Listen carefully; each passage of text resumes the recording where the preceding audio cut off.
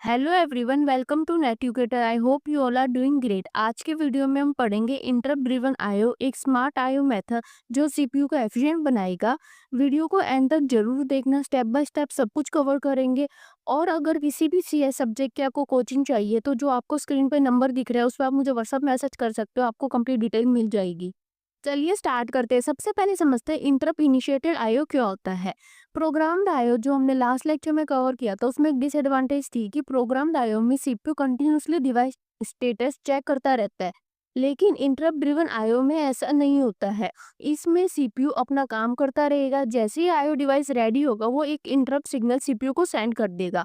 CPU तुरंत interrupt handle करेगा, data transfer करेगा और वापस अपना काम कंटिन्यू करने लग जाएगा। इसमें पूलिंग की अपने को जरूरत नहीं होती है। ठीक है, इतना क्लियर है। अब आपको एक डायग्राम दिख रहा होगा, ये ब्लॉक डायग्राम है इंटरप्ट ड्रिवन आईओ का। इसमें CPU, IO device, interrupt line और मेमोरी के बीच का पूरा फ्लो आपको दिख रहा होगा। चलिए अब इस डायग्राम को हम डिटेल में समझते हैं। ठीक है, इतना क्लियर है। अब जैसे हमने प्रोग्राम डायग्राम में क्या बताया था मैंने आपको कि एक केस को लेके ही हम चलते हैं, उस केस के बेस पे ही हम क्या करते हैं, वर्किंग को लिखते हैं। वैसे ही इंटरप्ट इनिशिएटेड आईओ में भी हम वर्किंग लेके चल रहे हैं कि हमें आईओ डिवाइस से डेटा को क्या करना है, रीड करना है और उसको क्या करना है, मेमोरी में राइट करवाना है। और एक छोटी सी रिक्वेस्ट है, अगर आपको अभी तक वीडियो हेल्पफुल लग रही हो तो चैनल को सब्सक्राइब जरूर कर देना। ठीक है, अब स्टेप 1 क्या आता है, issue read command to the IO module. CPU एक रीड कमांड भेजता है आईओ डिवाइस को। आईओ डिवाइस को रीड कमांड भेजने के बाद सीपीयू अपना काम करने लग जाएगा, वो बार बार आईओ डिवाइस का स्टेटस को चेक नहीं करेगा। ठीक है, और वहाँ पे प्रोग्राम आईओ में हमने क्या देखा था, सीपीयू रीड कमांड देने के बाद बार बार स्टेटस को क्या कर रहा था, आईओ डिवाइस को चेक कर रहा था। तो ये इन दोनों में मेन पहला डिफरेंस आता है। ठीक है। ठीक है, अब स्टेप 2 क्या आता है, read status of IO module. IO device अपना काम इंडिपेंडेंटली करेगा। जैसे ही वो रेडी होगा वो सीपीयू को एक इंटरप्ट सिग्नल भेज देगा कि मैं रेडी हूँ, अब आप मेरे से डेटा को क्या कर सकते हो, रीड कर सकते हो। अब स्टेप 3 में क्या होगा, interrupt signal send to the CPU. अब उसने इंटरप्ट सिग्नल सीपीयू को भेज दिया है, तो इंटरप्ट सिग्नल मिलते ही सीपीयू करंट एग्जीक्यूशन को स्टॉप कर देगा और वो इंटरप्ट सर्विस रूटीन में जंप करेगा। वहां से उसको ये पता चलेगा कि जो ये इंटरप्ट आया है इसको मुझे कैसे हैंडल करना है। इंटरप्ट सर्विस रूटीन बेसिकली क्या बताता है कि जो भी इंटरप्ट आता है उस इंटरप्ट को आपको कैसे हैंडल करना होता है। ठीक है, इतना क्लियर है। फिर आता है check device status. Interrupt service routine के अंदर सीपीयू आईओ डिवाइस का स्टेटस को चेक करेगा। अगर कोई एरर होगा तो उसको हैंडल करेगा और अगर उसके अंदर कोई भी एरर नहीं है तो वो डेटा ट्रांसफर को स्टार्ट कर देगा। ठीक है, इतना क्लियर है। अब आता है step 5, read word from IO. CPU data word read करता है आईओ मॉड्यूल से। ये डेटा सीपीयू के रजिस्टर में टेम्परेरी स्टोर होगा। ठीक है, फिर आता है step 6, write word to memory. Register से डेटा को मेन मेमोरी में स्टोर किया जाएगा। ये एक्चुअली आईओ डिवाइस से सीपीयू में, सीपीयू से मेमोरी में डेटा क्या हो रहा है, ट्रांसफर हो रहा है।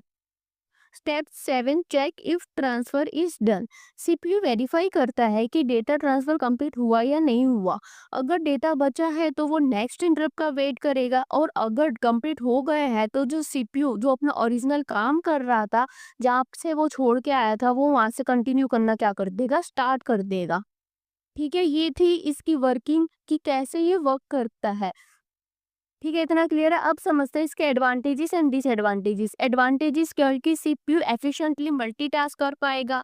सीपीयू का जो आइडल टाइम है, जो उसमें पोलिंग में जो वेस्ट हो रहा था प्रोग्राम आईओ में, वो यहाँ पे इसका वेस्ट नहीं होगा। कोई भी कंटिन्यूस पोलिंग की इसके अंदर जरूरत नहीं है। रियल टाइम रिस्पॉन्स मिल पाएंगे और बेस्ट रहेगा for the high speed device.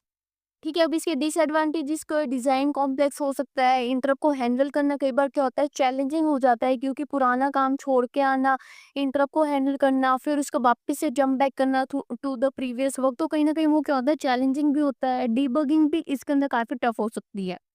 अब समझते हैं programmed IO and interrupt driven IO में क्या डिफरेंस होता है। इनका कंपैरिजन टेबल आपको दिख रहा होगा। अब इसको समझते हैं कि जो प्रोग्राम्ड आईओ होता है उसके अंदर पोलिंग की हमको रिक्वायरमेंट होती है। इंटरप्ट ड्रिवन आईओ में हमको पोलिंग की रिक्वायरमेंट नहीं होगी।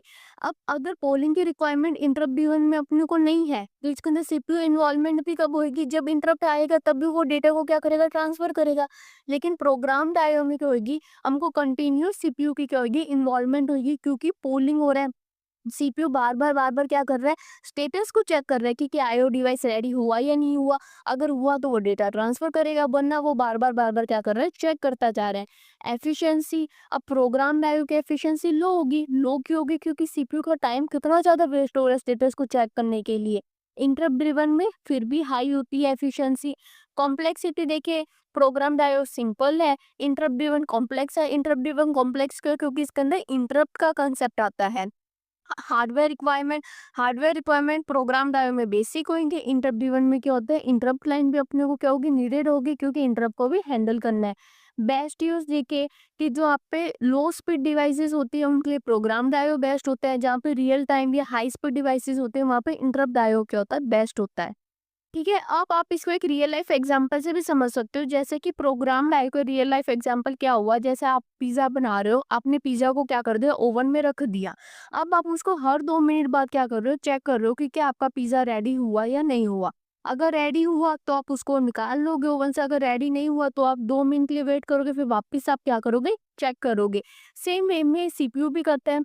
सीपीयू पहले आईओ डिवाइस का स्टेटस को चेक करेगा। अगर वो रेडी है तो वो ट्रांसफर शुरू कर देगा, रीड करना शुरू कर देगा। और अगर वो रेडी नहीं है फिर वो वापस से क्या करेगा, वेट करेगा और फिर वापस से वो क्या करेगा, स्टेटस को चेक करेगा।